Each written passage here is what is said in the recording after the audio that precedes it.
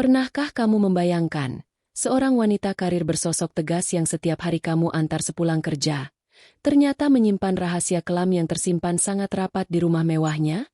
Awalnya, Bu Revi hanyalah salah satu penumpang langganan taksi online saya. Di usianya yang menginjak 46 tahun, jabatannya sebagai manajer di perusahaan swasta membuatnya selalu tampil rapi, tegas, dan elegan. Namun, di suatu malam ketika hujan deras mengguyur kota, sebuah peristiwa tak terduga mengungkap siapa sosok Bu Revi sebenarnya. Sebuah permintaan tolong untuk membawakan dokumen dan barang bawaannya hingga ke dalam rumah, justru menyeretku pada fakta mengejutkan dari masa lalu sang manajer paruh baya. Fakta yang mengubah total pandanganku malam itu. Sebelum kita membongkar rahasia di balik pintu rumah Bu Revi, luangkan 1 detik untuk menekan tombol like dan subscribe di bawah ini. Sudah? Mari kita mulai. Namaku Rian. Usia 26 tahun. Sudah 2 tahun ini aku menggantungkan hidup sebagai driver ojol mobil. Dari sekian banyak penumpang yang sering kupasang di jok belakang, Bu Revi adalah yang paling berkesan. Meskipun usianya jauh di atas rata penumpang muda, Bu Revi memiliki aura kedewasaan yang sangat memikat. Tutur katanya irit namun tegas, dan wangi parfum mewahnya selalu memenuhi kabin mobilku setiap kali ia naik. Ia tinggal sendirian di sebuah rumah berarsitektur modern di kawasan perumahan yang lumayan sepi. Semuanya berjalan biasa selama beberapa bulan. Kami hanya terlibat obrolan singkat seputar kemacetan atau jam lembur kantor. Sampai akhirnya, pada suatu malam Jumat sekitar jam 11 malam, hujan turun sangat deras. Bu Revi memesan mobilku dari gedung kantornya menuju rumah. Di dalam perjalanan, ia terlihat sangat lelah dan lebih banyak diam sambil menatap rintik hujan di jendela. Malam ini dingin banget ya, Mas Rian. Cetusnya pelan memecah keheningan. Iya, Bu. Hujan dari sore belum reda juga.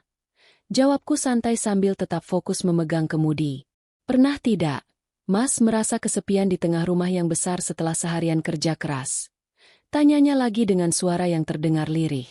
Aku hanya tersenyum canggung melalui kaca spion tengah tanpa berani merespons berlebihan.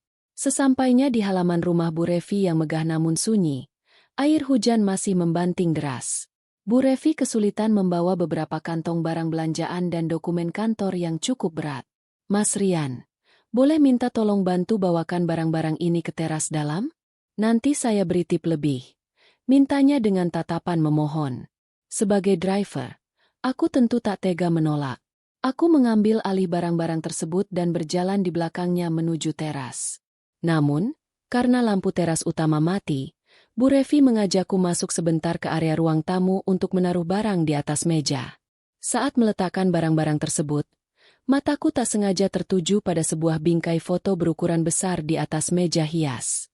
Di foto itu, Bu Revi masa muda yang sangat cantik tampak berdampingan dengan seorang pria parubaya kaya raya di sebuah acara glamor. Di samping foto itu, ada sebuah kotak kayu tua yang terbuka berisi perhiasan tua yang nilainya jelas sangat mahal. Belum sempat aku memalingkan pandangan, Bu Revi kembali dari ruang dalam membawa 2 gelas teh hangat.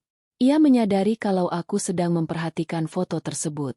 Mas Rian bingung ya melihat foto itu. Tanya Bu Revi pelan. Ia melepas blazer kerjanya, menyisakan gaun malam santai, lalu duduk di sofa. Dengan rasa canggung dan cemas, aku berusaha pamit. Maaf Bu Revi, saya tidak bermaksud lancang mengintip. Barang-barangnya sudah saya taruh. Saya izin pamit dulu. Duduklah sebentar, Mas.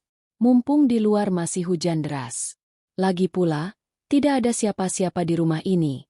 Potong Bu Revi dengan nada lembut namun tegas. Di malam yang dingin dan sunyi itu, Bu Revi akhirnya menceritakan rahasia hidupnya. Sebelum menjadi manajer sukses seperti sekarang, di masa mudanya ia adalah seorang wanita pendamping pria-pria kelas atas. Ia terbiasa hidup dalam kemewahan dunia malam, sebelum akhirnya memilih pensiun dan menata karir formal setelah orang yang membiayainya meninggal dunia. Ibu sudah lama meninggalkan dunia itu, Mas. Tapi kadang saat malam dingin dan rumah sepi seperti ini, rasa rindu akan perhatian seorang pria seringkali datang lagi. Bisik Bu Revi sambil menatapku dengan sorot mata yang syarat akan makna.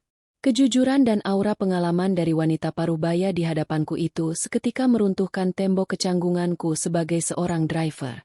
Suasana malam yang sunyi dan suara deras hujan di luar membuat batas antara penumpang dan driver perlahan-lahan memudar di ruangan itu. Sejak malam itu, Bu Revi tetap menjadi penumpang langgananku seperti biasa.